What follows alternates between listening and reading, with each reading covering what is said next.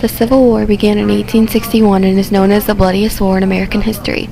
The war began when 11 Confederate states, which were states that were not against slavery, seceded from the United States after Abraham Lincoln was elected president and promised to stop slavery in America.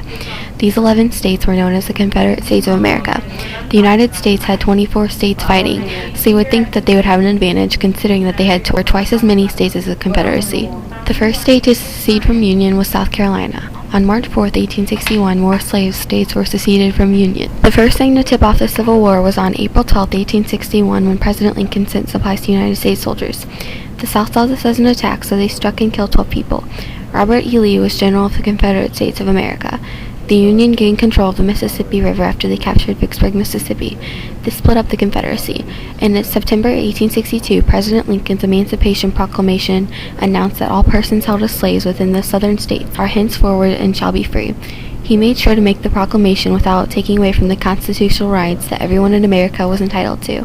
Ulysses S. Grant fought against General Lee up until April 9, 1865, when Lee surrendered to Grant at Appomattox Courthouse on April 1865.